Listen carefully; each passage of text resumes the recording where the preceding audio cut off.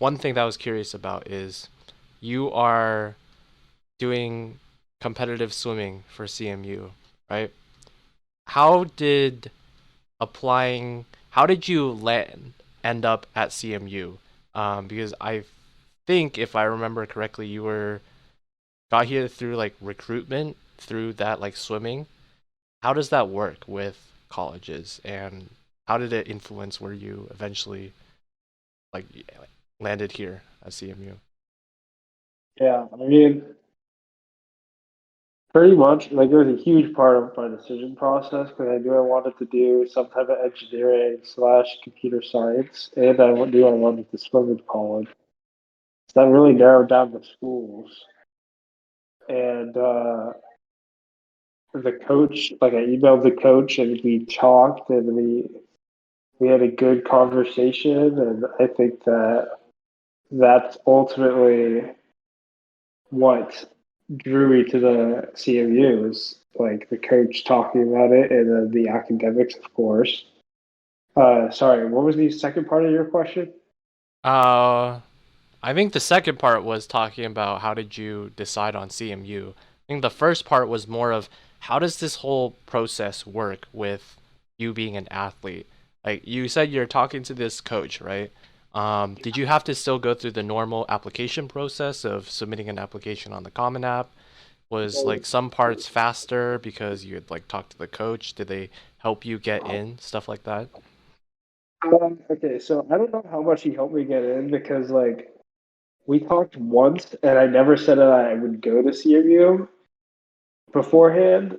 Uh, but then so I applied regular decision because I was like I applied to like 20 schools and uh and I applied, and then the one difference was that in January he told me that I had gotten it, and then I was like, Mm. oh, that's dope. And then I didn't say anything to him for till April when he sent me an email. He was like, so you haven't talked to me in a few months. I assume that means you're not coming. It's like, oh, psych, I'm going to CMU, so save me a spot. Mm. But uh, yeah, that's kind of other than that, it's pretty much the same as everyone else. Like I had to submit all the same things. Uh yeah, because I didn't really I didn't decide where I was going until April May. Mm-hmm. Did places try and recruit you as an athlete, or was it more of you reaching out to them and talking to their swim coaches? All of them do try to recruit you, but like you want to show some interest too. It's kind of a mutual thing. Uh and the thing is about D3 is like they can't pay you to come to their school like D1 can. Like they can't give you a scholarship for athletics. So it's not like you can It's not like there's a big incentive, like they can exactly try exactly and bring you in. I'm thinking maybe the only power they have is with what you were saying with CMU, where they can maybe help you with actually getting into the school. yeah exactly Yeah. like they can definitely help you get in. It's just it's not the same as like D1 where then you sign and then you have to go and you get like scholarship money and Mm-hmm. it's not like that at all. But yeah, I mean, still like still definitely gives you the upper hand if you're trying to get in somewhere. Right.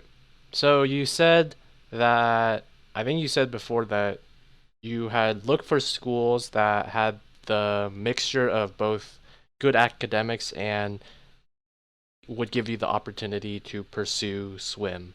So, like, were all of those 20 schools that you mentioned that you applied to all kind of focused on these two criteria? All of them. All of them. Okay. Wow. And was there like a restriction to you being, because you were saying CMU is like Div 3, right? is were all these schools like the same div or some higher, some lower? Was it restricted to Div 3? Um, and was Div 3 just cuz your level as a competitive swimmer before was like around Div 3 level?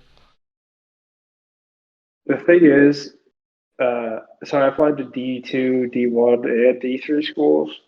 Yeah. And the thing is, some D3 schools are better than D1 schools, or better than D2 schools. It's really depends on the school. Applied to my level is like probably D2, D1, low tier D1, upper D2, upper D3. But, Well, that's a huge range. but Yeah, what is yeah, the what distinguishes D1, D2, and D3? Because you said some D3 schools are better than Yeah, D1. I was wondering about that too. yeah. I mean, D1 basically means that there's like additional rules if you are D3, like because one of the rules is that's really annoying is that you can't swim with your college team year round